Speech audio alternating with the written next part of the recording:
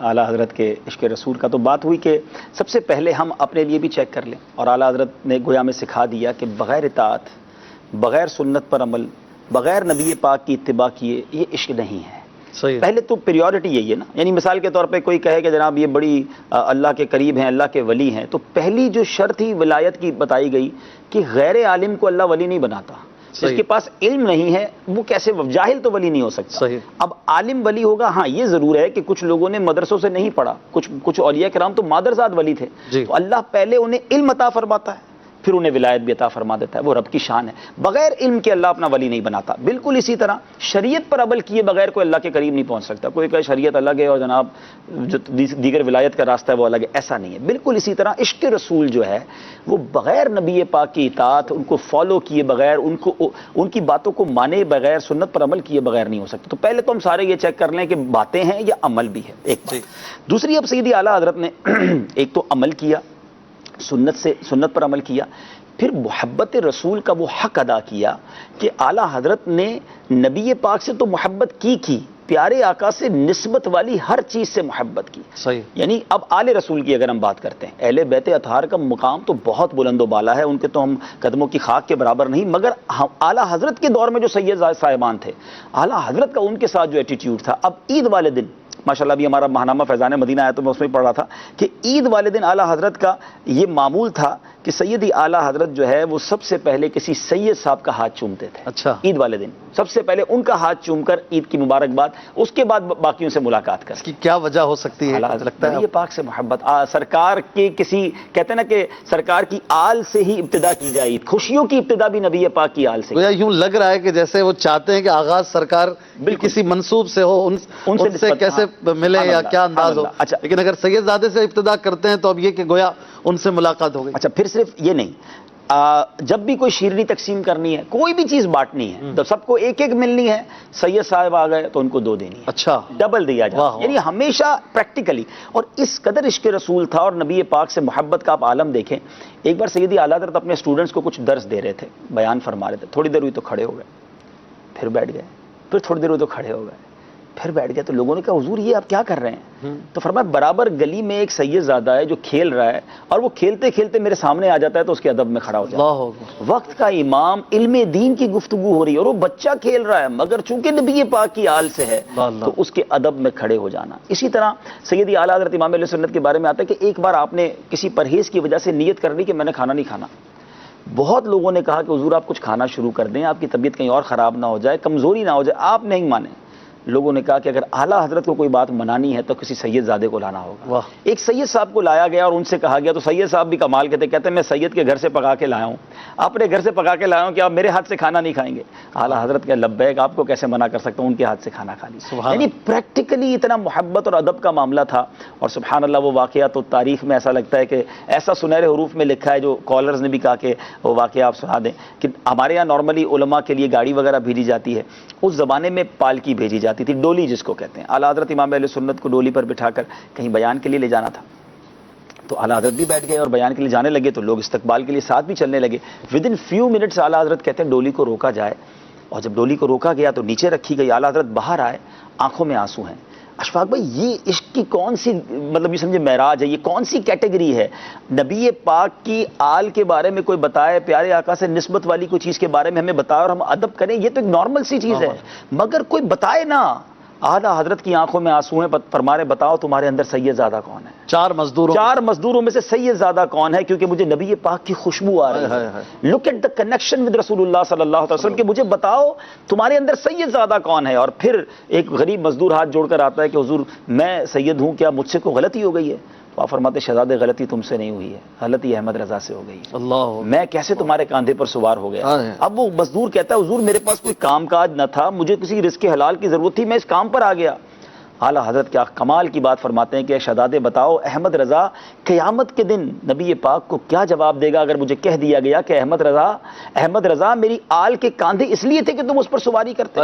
اللہ اکبر، ٹپ ٹپ آنسو گر رہے ہیں. لوگ جمع ہو گئے کہ بریلی کے تاجدار اس وقت کے امام اپنا امامہ اتار کر اس مزدور شہزادے کے قدموں میں رکھتے ہیں اور کہتے ہیں شہزادے احمد رضا کو جبھی قرار آئے گا کہ جب آپ ڈولی میں بیٹھیں گے اور احمد رضا اپنے کاندھوں پر اٹھائے گا. اللہ اکبر. یہ واقعہ خود بتا رہا ہے کہ وہ عشق کی کس منزل پر تھے. اپنا وقار، اپنا نام، اپنا مرتبہ.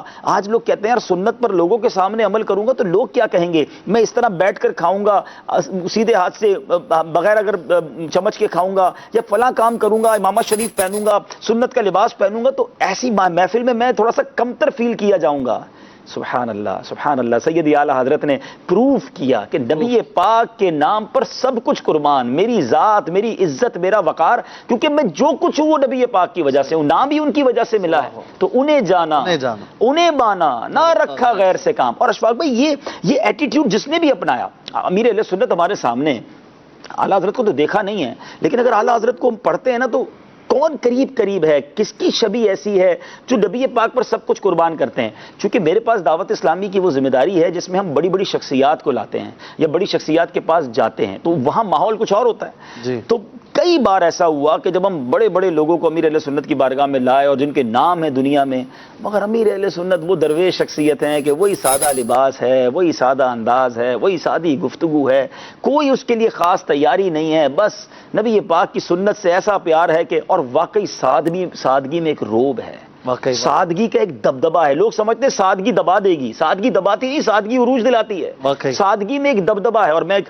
شعر پڑھ رہا تھا، بڑا کمال کا شعر تھا، سبحان اللہ، اور واقعی ایسا ہی ہے کہ سادگی اور انکساری کیا کمال کرتی ہے. شاعر لکھتے ہیں کہ جو اعلیٰ ظرف ہوتے ہیں ہمیشہ جھک کے ملتے ہیں، جو اعلیٰ ظرف ہوتے ہیں ہمیشہ جھک کے ملتے ہیں، سراہی سر نگو ہو کر، سراہی سر نگو ہو کر بھرا کرتی ہے پیمانہ بھرا ہی جب جاتا ہے جب بندہ جھکتا ہے. تو امیر اہل سنت آج کے دور میں ہمارے سامنے، تو یہ اعلیٰ حضرت نے یہ دیکھا ہی نہیں کہ لوگ کیا کہیں گے، اور کاندھے پر اس پالکی کو اٹھایا، اور پھر صرف کہتے ہیں نا زبانی دعویٰ نہیں تھا، پریکٹیکلی پروف کیا کہ تیری نسل پاک میں ہے بچہ نور کا، تو ہے عین نور، تیرا سب گھرانہ نور. سبحان اللہ. یہ آپ نے امیر اہل سنت کی بھی بات کی. یہاں پر امیر اہل سنت وہ ہیں کہ کسی نے کہا کہ آئیڈیل بولتے تو سب ہیں لیکن حقیقت میں بناتا کوئی ہے. جی. حقیقت میں اعلیٰ حضرت کو آئیڈیل کہا نہیں امیر علیہ سنت صرف، بلکہ بنا کر دکھایا، اور خود ایسے بن گئے کہ گویا ان کو دیکھ کر اعلیٰ حضرت نظر آتے ہیں. اب یہ جو باتیں سید زادوں والی باتیں دیکھ لیں، آج امیر علیہ سنت سید کو پتہ چل جائے تو 2 بار دیں گے. سب کو ایک رسالہ دے رہے ہوں گے، سید صاحب میں تو 2 دیں گے. کیوں؟ اعلیٰ حضرت کا انداز تھا. اعلیٰ حضرت نے سید صاحبان کے ہاتھ چومے. آج نبی پاک کو امیر علیہ سنت کو آ کر کوئی بھی بتائے کہ سید زادے ہیں، آپ ان کے ہاتھ فوراً دستبوسی کر لیں گے، حالانکہ وہ بظاہر مذہبی حلیے میں بھی نہیں ہے، اس کی دستبوسی فرمائیں گے. اچھا، پھر امیر اہل سنت نے جس فیضان مدینہ میں آج ہم مدنی چینل پر بیٹھے ہیں، میں اس وقت موجود تھا جب اس کا سنگ بنیاد رکھا گیا. ایک دعوت اسلامی کا انٹرنیشنل مرکز بننے جا رہا ہے. آج دنیا میں لوگ مرکز یا کوئی اس طرح کی جس کو کہتے ہیں نا امیزنگ چیز، جو بہت بڑا کوئی چیز بننے جا رہی ہوتی ہے، تو اس کے افتتاح کے لیے بانی تحریک کو بلاتے ہیں یا دنیا کی کسی ٹاپ پرسنالٹی کو بلاتے ہیں. ہم سب یہاں موجود تھے. اب سوال یہ تھا کہ پتھر کون رکھے گا، سنگ بنیاد کون رکھے گا. امیر اہل، اور وہ کدال مارنی تھی، تو امیر اہل سنت نے اعلان فرمایا مجھے 12 سید زادے چاہیے. آپ کے عالمی مدنی مرکز فیضان مدینہ کا حالانکہ بانی دعوت اسلامی جنہوں نے یہ پوری تحریک میں اتنا بڑا کام کیا موجود تھے، مگر 12 سید زادے آئے اور انہوں نے اپنے ہاتھوں سے کدال ماری یا جو پتھر وغیرہ رکھنا تھا، یعنی ان کے ہاتھ سے سنگ بنیاد. وہی آپ والی بات ہے، بات نہیں کی، پریکٹیکلی یہ پروف کیا کہ نبی پاک کی آل سے جو ہے محبت. اب یہ سیکیورٹی کے مسائل ہو گئے، ورنہ پہلے جو ہمارے پرانے اسلام میں جانتے ہوں گے کہ جب بھی ککری گراؤنڈ میں اجتماع ہو، جب بھی ملتان اجتماع ہو، 3 روزہ اجتماع ہو، تو جب تصور مدینہ اور دعا کا وقت آتا تھا تو امیر علیہ سنت اعلان فرماتے تھے کہ جتنے سید صاحبان ہیں وہ آگے آ جائیں. اور کئی سید صاحبان آگے آ جاتے تھے، یعنی وہ چاہتے تھے کہ میں ان کے ساتھ جھرمٹ میں بیٹھ کر اللہ کی بارگاہ میں دعا ہو تو ان کی برکتیں. کیا بات ہے. یہ جو آپ نے واقعہ سنایا پالکی والا اعلیٰ حضرت کا، یہ تو ماسٹر پیس ہے آپ کی لائف کا. یوں کہیے کہ واقعات میں سر فہرست واقعہ جو کہ اعلیٰ حضرت نے، مطلب اس کی تو مثال کوئی بیان نہیں کر سکتا. اور بتانے والے یہ بھی بتاتے ہیں کہ یہ کوئی ایسی ایج نہیں تھی کہ بندہ جو ہے وہ بڑا کوئی جوانی کا ایک دور ہوتا ہے، بندہ وزن کمزوری. یہ بالکل اختتامی عمر کے ایام کا واقعہ ہے.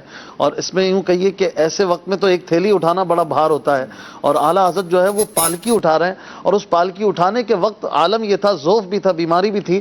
آپ کو 2 لوگوں نے سہارا دیا ہوا تھا، سنبھالا ہوا تھا کہ آپ وہ پالکی، یعنی کہ آپ کسی اور کو کہتے وہ بھی اٹھا لیتا، لیکن آپ نے اپنے کندھے پہ بوجھ رکھا، ایک کفارہ ادا کیا، ایک طرح کا کفارہ ادا کیا۔ واہ کیا بات کیا آپ نے! تو یہ بس ایسے حضرات تو بس اب کتاب کر گئے، اور ان کو ماننے والے اور ایسا فالو کرنے والے امیر علیہ سنت ہیں۔ چند اور حضرات اگر ہم کہیں تو کوئی مطلب کہیں پر ہوگا، اللہ تعالی ہم سے ان سے خیر سے ملائے۔ امیر علیہ سنت کو فالو کرتے رہیں، امیر علیہ سنت کے پیچھے چلتے رہیں، تو در رضا پہ جا کے ٹھہرتے ہیں انشاءاللہ تعالی۔ کالز کا بھی تانتا